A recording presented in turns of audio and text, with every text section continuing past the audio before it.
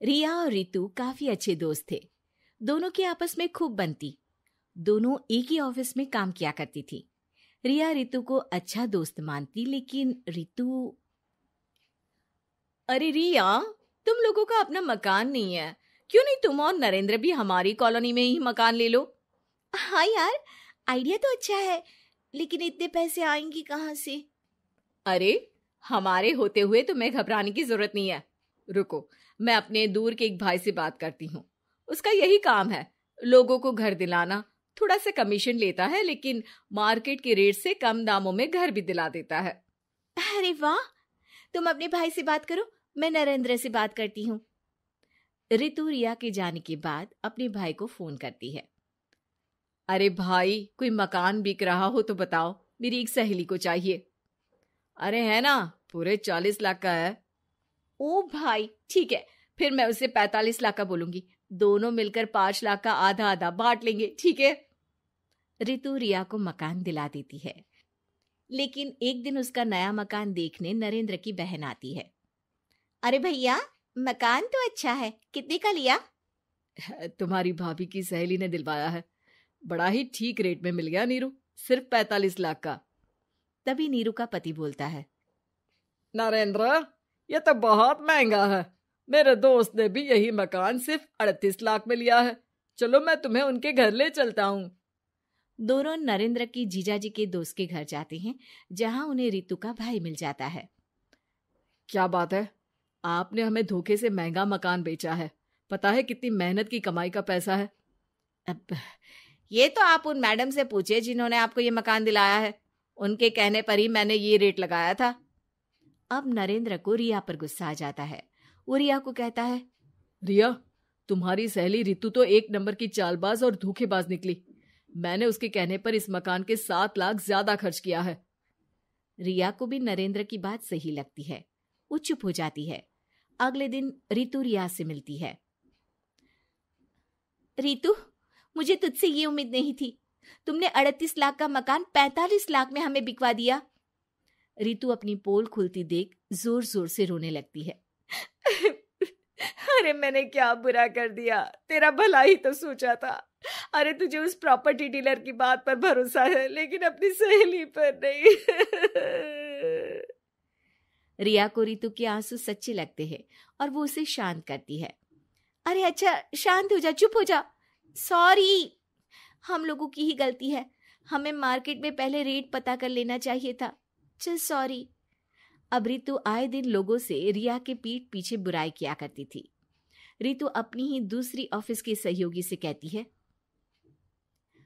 अरे ये रिया भले ही मेरी अच्छी दोस्त हो, लेकिन एक नंबर की कंजूस है ये। कभी कुछ खाने जाओ तो पैसा मुझे ही भरना पड़ता है। तभी वहां रिया आ जाती है। अरे रितु, सॉरी यार, वो कल के खाने के पैसे तुझे देने पड़े। चेक कर ले, अब मैंने तुझे पेटीएम कर दिया है। अच्छा चल, मैं जा रही हूँ। रिजाइन जो दे रही हूँ, बाद में बात करते हैं। रिजाइन? क्यों? तूने अपनी बेस्ट फ्रेंड यानी मुझे भी नहीं बताया, क्यों? अरे नहीं यार, ऑल सडन प्लान बना। दरअसल ये नया घर का ईएमआई निकालनी काफी मुश्किल हो रही है, तो सोचा घर पर ही कोई बिजनेस कर लूं। अब इतनी थोड़ी सी कमाई में हो नहीं पा रहा है ना। अच्छा, क्या बिजनेस करेगी? देख, तू तो जानती है कि यहाँ मुझे सिर्फ 15,000 मिलता है, लेकिन घर में बच्चों का प्ले स्कूल खोलूंगी तो पूरे 4,000 एक बच्चे से मिलेगा। 10 भी आ गए बच्चे तो पूरे 40,000 की कमाई, वो भी घर पर रहकर। है ना अच्छा आइडिया? रितु को रिया की बात से जलन होती है। वो कहती है, अरे फिर 10 क्या 50 बच्चे का ही सोचना। अरे कहाँ यार, घर में इतनी जगह कहाँ। सुन ना, एक काम करते हैं, हम मिलजुल कर किराए का मकान लेकर उसे सजाते हैं।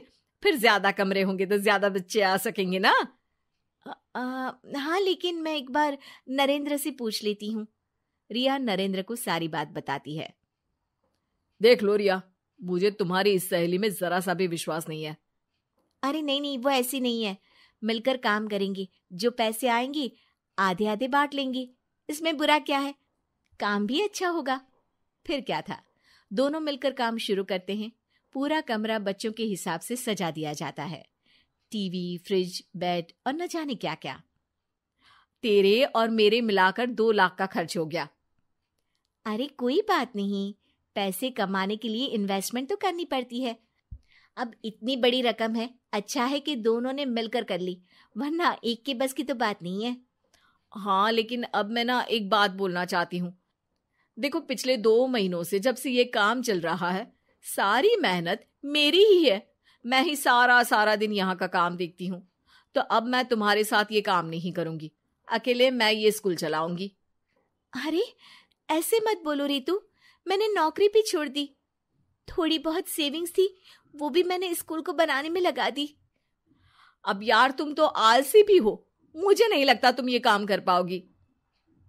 रितु, नरेंद्र ठीक बोलते थे, तुम भरोसे के लायक नहीं हो। ये मेरी गलती है कि मैंने तुम पर विश्वास किया। अच्छा जी, तो गलती की ना। मैं तुमको तुम्हारे पैसे धीरे धीरे करके दे दूंगी। अच्छा होगा कि अब तुम यहां से निकल जाओ। बेचारी रिया सर झुकाकर घर वापस आ जाती है। नरेंद्र, वही हुआ जिसका डर था। रितु ने मुझे पार्टनरशिप से हटा दिया। मैं ये बात जानता था रिया, लेकिन मैंने तुम्हें इसलिए फोर्स नहीं किया क्योंकि जब तक तुम खुद धोखा नहीं खाती, तुम्हें अकल नहीं आती। हाँ, लेकिन अब वही जो पहले सोचा था। और फिर क्या, रिया घर से ही बच्चों को संभालने का काम शुरू कर देती है। यमुनानगर में सीता अपने बेटे कुशल के साथ रहती थी। बेटे कुशल के बड़े हो जाने पर वो उसकी शादी पास ही के गांव की एक लड़की खुशी से करवा देती है। बहू, तू जैसी खूबसूरत बहू तो इस पूरी सोसाइटी में किसी की नहीं। बस अब तू इस घर की सारी जिम्मेदारी उठा ले तो मेरी चिंता खत्म। ये ले इस घर की चाबी, अब से ये तेरे हवाले। माँ जी, आप चिंता मत कीजिए, मैं इस घर का पूरा ध्यान रखूंगी। देखिएगा, आपको शिकायत करने का भी कोई मौका नहीं मिलेगा। मैं आपके लिए गाजर का हलवा बनाकर लाती हूँ। शादी के कुछ ही दिन बाद खुशी के तेवर बदलने लगते हैं। माँ जी, मैं आपसे कह देती हूँ, मैं इस घर की बहू हूँ, कोई नौकरानी नहीं जो हर समय आपकी बात मानूं। बहू, मैं तो बस ये कह रही थी कि तू हर समय फोन पर ये किससे बात करती रहती है। हर समय तेरा फोन बिजी आता है। ये बात कुशल को पसंद नहीं बेटा।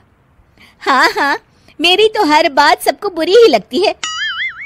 अब शादी को कई महीने बीत चुके हैं, मगर खुशी कभी भी खुश नहीं रह पाती और वो अपने पति और सास से भी हमेशा झगड़ती रहती है। असल में शादी से पहले उसका एक प्रेमी होता है, गोविंद। वो उससे आज भी छुप छुप कर मिलती है। गोविंद, मैं अपने पति और सास के साथ खुश नहीं हूँ, चलो ना हम भाग जाते हैं। तुम एक काम करो, घर से सारा कीमती सामान ले आओ, उसके बाद मौका देखकर हम भाग जाएंगे। खुशी के पति और सास उसे बहुत प्यार करते हैं, मगर खुशी फिर भी उन्हें धोखा देती है और धीरे धीरे अपने घर से कीमती सामान को चोरी करके गोविंद को देने लगती है। उसकी सास को घर से सामान चोरी होने का संदेह होने लगता है। बेटा, समझ नहीं आ रहा, ये घर से धीरे धीरे सामान कैसे गायब हो रहा है। कौन सा सामान माँ? अरे वो चांदी के बर्तन जो मैंने बनवाए थे वो दिख नहीं रहे। यहीं कहीं होंगे माँ, आपकी बहू ढूंढ देगी। कितने बेवकूफ हैं ये माँ बेटे, इनका सारा सामान मैं गायब कर दूंगी और इनको पता भी नहीं चलने दूंगी। और इस तरह से धीरे धीरे खुशी घर का सारा कीमती सामान चोरी करके गोविंद के पास रखवा देती है और कुछ महीनों बाद उनके पास बहुत कीमती सामान इकट्ठा हो जाता है और दोनों भागने की योजना बनाते हैं। खुशी, आज रात को आधी रात होते ही तुम अपने घर से भाग कर आ जाना। मैं गांव के पुराने बस स्टैंड पर तुम्हारा इंतजार करूंगा।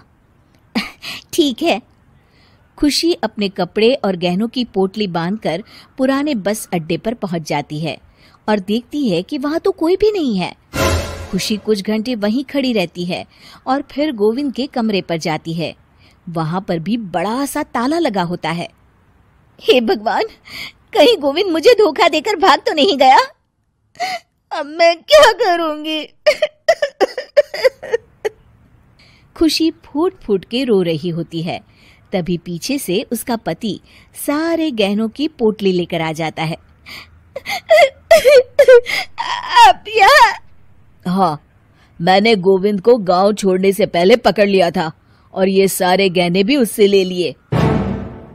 आपको सब पता था कि मैं आपको और माँ जी को धोखा दे रही थी।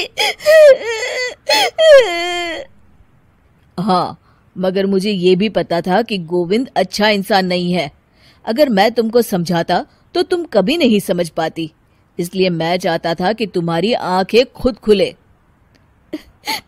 मुझे माफ कर दीजिए। कोई बात नहीं खुशी, मगर हमेशा ये याद रखना कि तुम्हारे अपने कभी भी तुम्हें धोखा नहीं देंगे।